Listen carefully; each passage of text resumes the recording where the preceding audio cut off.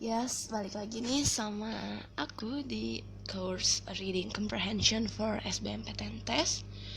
Jadi sekarang ini udah kita masuk ke lesson finding the purpose of a text. Jadi tipe soal ini sebenarnya sepele tapi selalu ada di SBMPTN.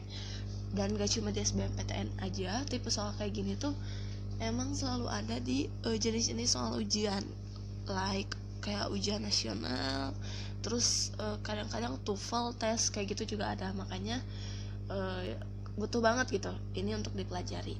Walaupun kelihatannya mungkin bisa lah ya, bisa, tapi tetap aja ada teknik-tekniknya supaya makin mudah ngerjainnya. Oke. Purpose of a text apa sih gitu ya, kalian pasti nanya-nanya kayak gitu.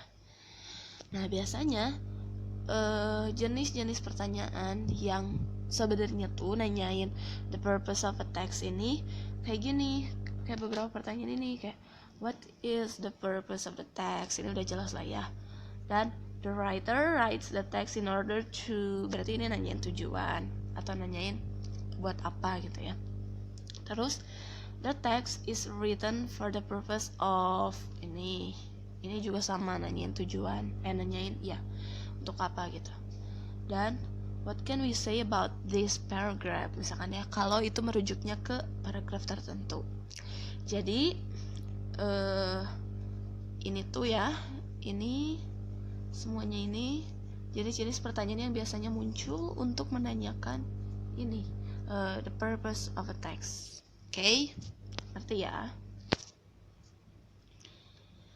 Nah, gimana sih sebenarnya untuk menentukan apa tujuan dari teks itu dibuat? Dan jawabannya itu simple, ini analyze the genre of a text. Jadi analisis dulu apa teks ini jenisnya, apa genrenya ya. Bisa. Nah, kamu bisa nanya beberapa pertanyaan kayak di sini ya, untuk nentuin gimana sih apa tujuan dari sebuah teks itu. Nah, kayak misalkan nomor 1 nih, is the text a novel, a story, or a poem? Kalau ini kan berarti masuknya ke jenis apa coba? Naratif ya. Kalau naratif, ini bisa jadi purpose-nya itu untuk menghibur atau to entertain. Nah, jadi kita bisa pelajarin dari jenis teksnya. Biasanya kalau naratif itu ya gak jauh-jauh dari entertain kayak gitu ya. And then ini nih yang nomor 2, does the text offer a set of facts? Dan kalau jawabannya ya, fungsinya juga bisa jadi untuk inform. Soalnya kan fakta, di sini ada fakta. Report ya, ingat, bisa jadi ini report text, jadi to inform. Yang ketiga, does the text provide a series of steps to accomplish a specific task? Ini udah tau lah ya jenis teks apa namanya, jenis teks procedure. Nah, kalau jawabannya iya, bisa jadi ini fungsinya to instruct ya. And then does the text tell how something works? Misalkan gimana cara sebuah bom bekerja, atau mungkin sebuah kipas angin bekerja. Nah, ini bisa jadi tujuannya to explain, untuk menjelaskan kan kayak gimana. And then does the text provide sensory details that allows the reader to form a mental picture? Jadi kalau misalkan tahu kan ya, sensory details itu kayak jadi nunjukin banget, mendeskripsikan gitu. Misalkan tinggi, pendek, atau enggak bersih, jernih, itu kan kita sensory details, memainkan pikiran kita gitu. Nah, kalau teks kayak gitu itu bisa jadi fungsinya untuk to describe something ya. Dan yang terakhir, does the text attempt to change the reader's opinion about something or encourage the reader to act in a particular way. Kalau ini bisa jadi tujuannya itu untuk persuade, karena ini argumentasi ya, argumentatif. Jadi jenis teks yang nomor 6 itu argumentatif. Jadi dari sini kita bisa mempengaruhi pembaca untuk, atau mengajak pembaca untuk melakukan sesuatu. Berarti itu kan namanya persuade, oke? Nah, ini ada contoh nih. Jadi ya sebenarnya authors itu untuk dalam bikin sebuah karya, sebuah tulisan itu pasti ada tujuannya.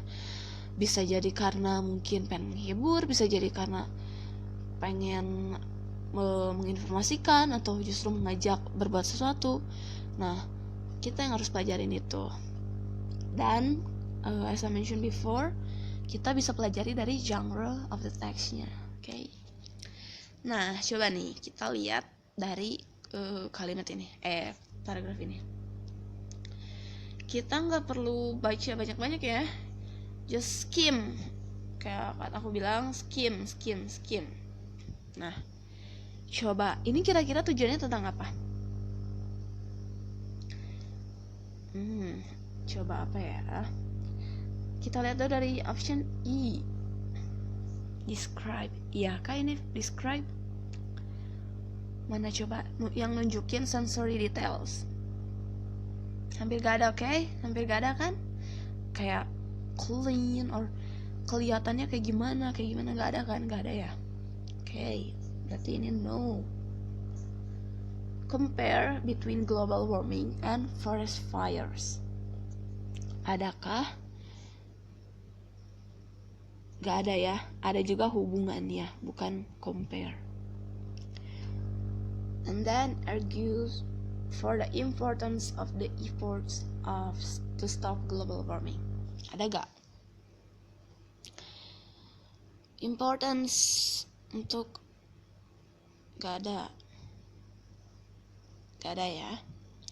Sebenarnya kita udah bisa lihat dari sini aja, kita udah bisa lihat jawabannya yang mana. Lihat nih di kalimat terakhir. This process will continue to damage forests around the world unless something is done to reduce the effect of global warming. To reduce. Ini loh, ini yang harus digarisbawahi ini.